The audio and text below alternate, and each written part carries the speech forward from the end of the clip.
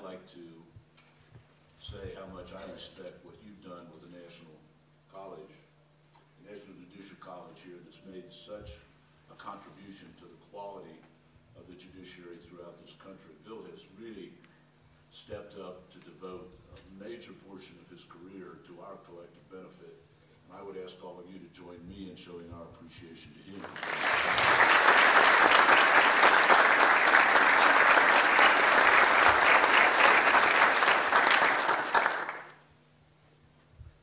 This is both a professional honor, but also a personal privilege to be here.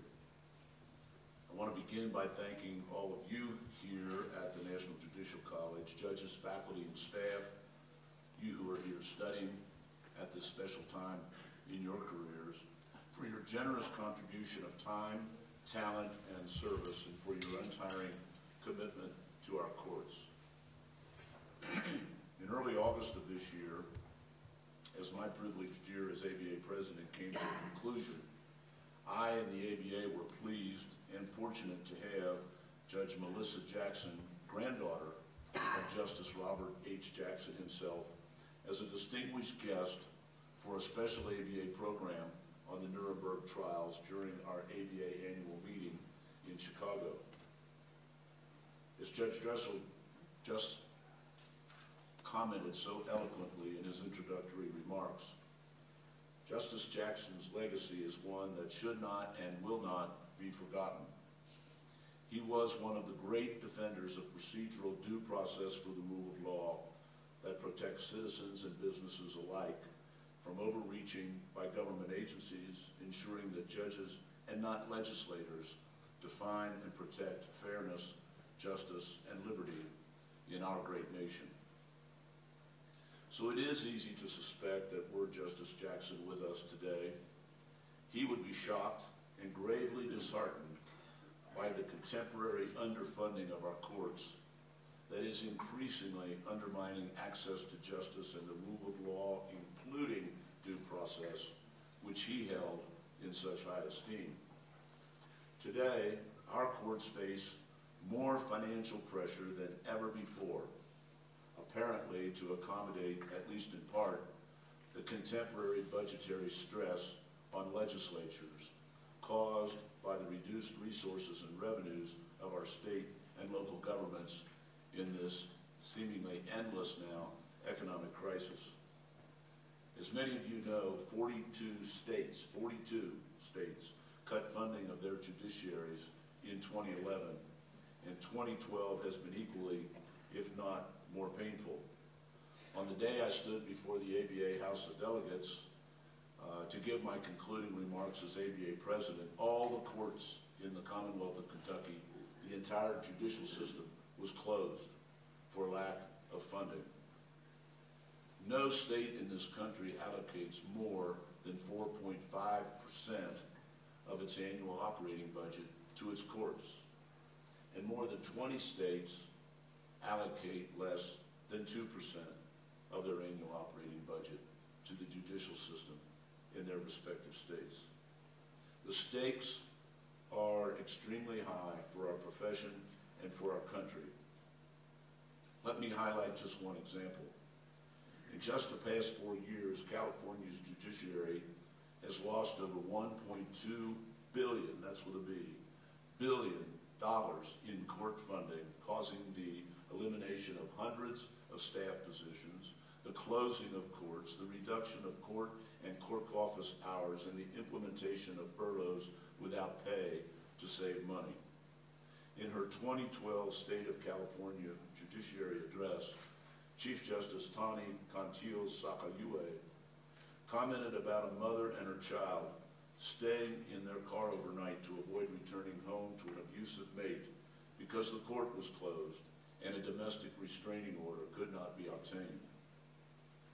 When our courts are not open, when clerks are not available to process basic paperwork, and when the presiding judge of the Los Angeles courts says a 5-year wait for a trial is now in the offing, the constitutional right to due process is increasingly threatened.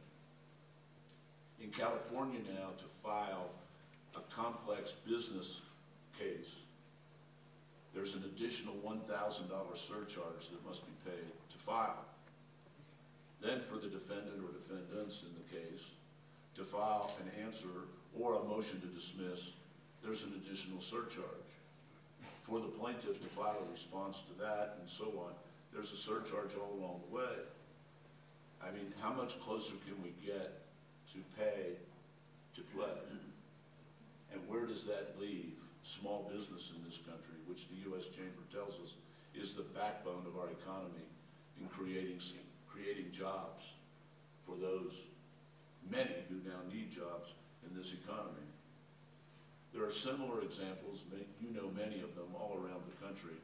In the state of New York, when Governor Cuomo came into office in early 2011, one of the first things that his administration did was to cut $170 million out of the New York budget in a state where trial judges had not received even a cost of living increase, no increase in compensation for 12 years.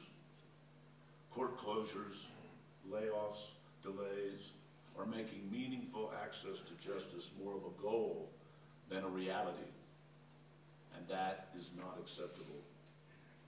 Although as a matter of constitutional mandate, our judiciary is a co-equal branch of government. I never use the term third branch of government. Never.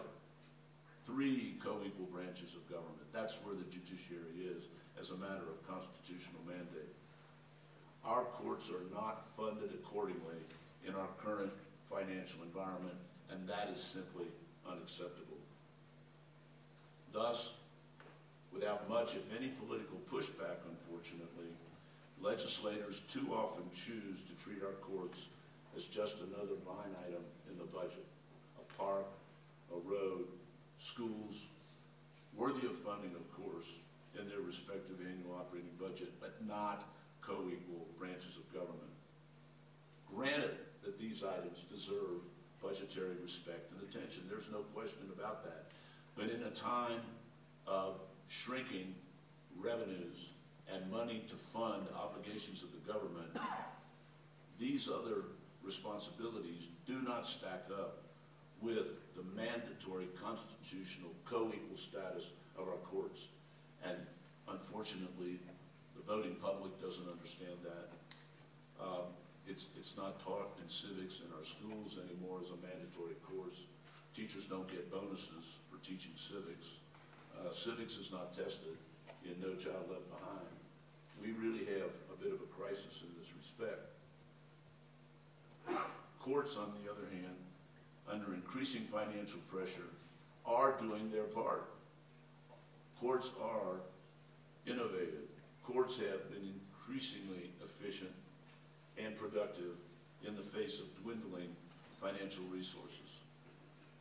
For example, citizens can follow the Philadelphia courts on Facebook and Twitter and can pay parking tickets, red light violations, and child support online. But as Kentucky Chief Justice John D. Minton has said, we all have learned to be resourceful and live within our means, to change, to evolve, to re-engineer. But state courts are running out of options. In the face of shrinking budgets, growing caseloads, political indifference, and public ignorance about the courts, a growing coalition of concerned citizens is saying enough is enough. Bar associations around the country, including the American Bar Association, are part of that coalition. In Massachusetts, for example, the state bar has implemented a campaign that includes placing billboards in support of increased funding for Massachusetts courts along 2 interstates. And at the American Bar Association, we have been very active on this critical issue that has reached crisis proportions from coast to coast. The ABA's Task Force on Preservation of the Justice System, co-chaired the past 2 years by Ted Olson and David Boies, devoted much of its time to gathering data, holding hearings, and developing potential solutions as to how best to advocate for our courts state by state, community, by community. At the ABA, our Office of the President and I authored more than 50 articles, op-eds, and columns on court underfunding, some of which were published in bar publications, others in newspapers like USA Today. We sent an ABA toolkit to hundreds of bar leaders around the country that includes videos and fact sheets to build support for the courts among legislators and in the community.